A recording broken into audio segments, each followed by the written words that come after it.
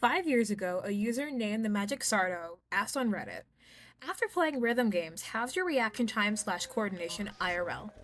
While people's answers seem to be mixed, the consensus reached by the thread is that, at least in their own eyes, an individual's reaction time had improved noticeably after playing a virtual reality rhythm game, in this case, Beat Saber.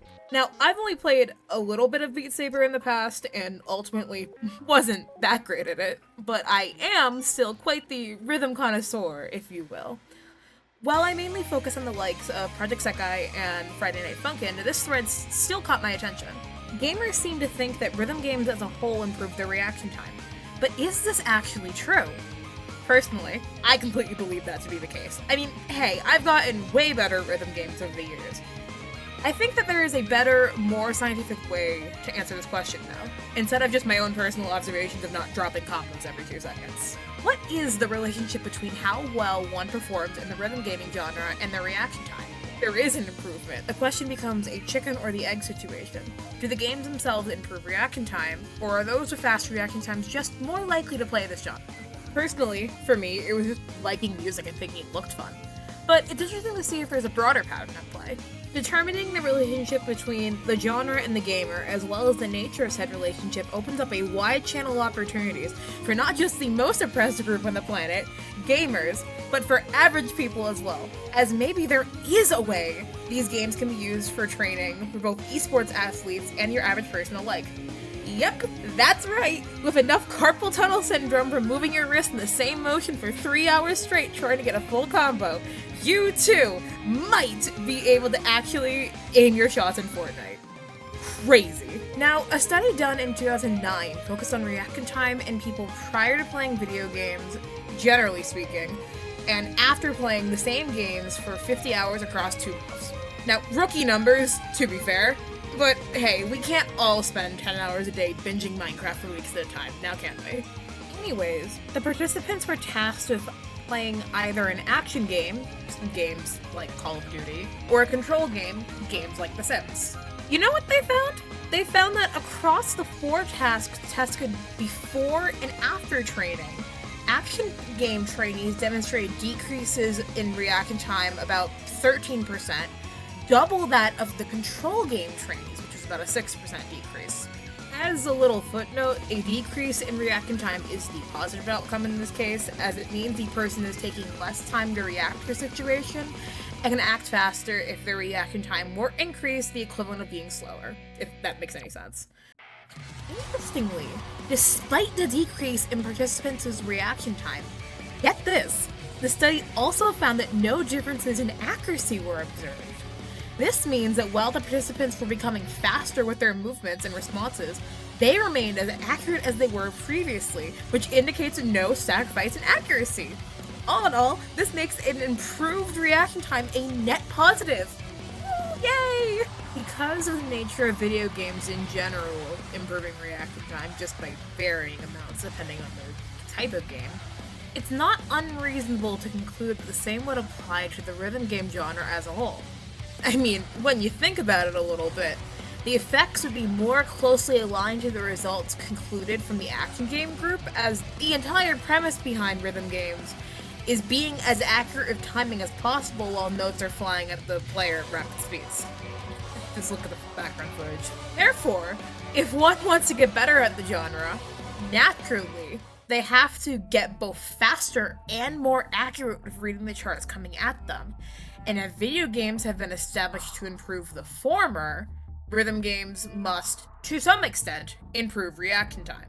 This idea is further supported by a 2020 study where the focus was specifically on a rhythm game I'm sure you're familiar with, Osu, or Os, I'm gonna call it Osu, and how it can improve psychological skills such as speed, motor speed, visual screening, mental flexibility, perseverance, interface affinity, and reaction inhibition. What the study found was that processing speed after rhythm games tended to be faster than before play, which would indicate a decrease in reaction time in the participants. I'm sure it's no shock that then Osu is a fairly commonly used game in the esports scene to warm up before playing other games that are entirely unrelated to the genre. The more I think about it, actually, it makes a ton of sense that Osu in particular would be used for this purpose, as a lot of these sport games focus on clicking in certain places as fast and as accurately as possible, very little time to think. Exactly the process that Osu's game loop is based on. As an aside, it is important to note that the study was likely written in Japanese and then later translated into English, given the imperfect grammar and the last names of the author credited, so it's possible that certain nuances were lost in translation. But while this is the case, given that the study seems to be more closely aligned in its findings with other studies, I think it's safe to conclude that the study is generally in agreement with rhythm games being an excellent way of training skills and improved reaction time, hence its inclusion. Another study in 2017 made a similar conclusion, and while it was studying rhythm games' ability to be used in rhythmic training protocols, and may have concluded that based on their criteria, none of the 27 aforementioned games satisfy that purpose. The study did still note that despite the available music games not explicitly targeting rhythmic training, they may still foster training timing implicitly, which is a key component to reaction time. So, while rhythm games may not be a cure for people with motor or neurodevelopmental disorders, they are still beneficial in training something. Based on the information available as of writing the script and recording this video, and the current habits observed in esports gamers, it's not unreasonable to conclude that the Redditors in the thread and my own observation about reaction time were indeed correct, shockingly, that rhythm games had, in fact, improved their reaction time to some extent, and that those wishing to improve their own skills could see some benefit from picking up a game or two and exploring what works best for them. Well, it remains to be seen if there's a difference between specific rhythm games and how effective they are at this goal. The foundation that there is a benefit without drawback exists, and the only way to gather more conclusive statistics about individual games is honestly to experiment with what works best for people. It might be tied to the game, or it could vary from person to person. The part that matters most is finding the game or games that work best for the person wishing to train their reaction time. Whether it be Rhythm Heaven, Osu, Friday Night Funkin', or any number of games in the large catalog of games in this genre. We would be here for ages if I were trying to list all of them. And to be honest, there's a ton of other aspects that could be studied based on this very brief overview of the topic that go far beyond the scope of this video, such as how performance anxiety may affect how effective training can be. Like, personally, I know I perform way worse if I'm recording footage of my gameplay, hence the kinda shaky background footage. My bad. If there's a sweet spot or a point of diminishing returns when it comes to how much reaction time can be trained using rhythm games, or if the gameplay needs to be sustained long-term to prevent a regression in reaction time.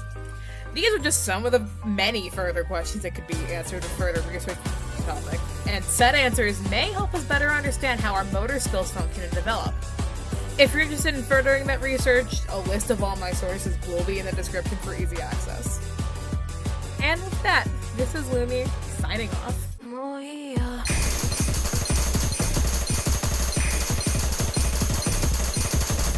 それでいいでしょ。その言い方どうにかなんない？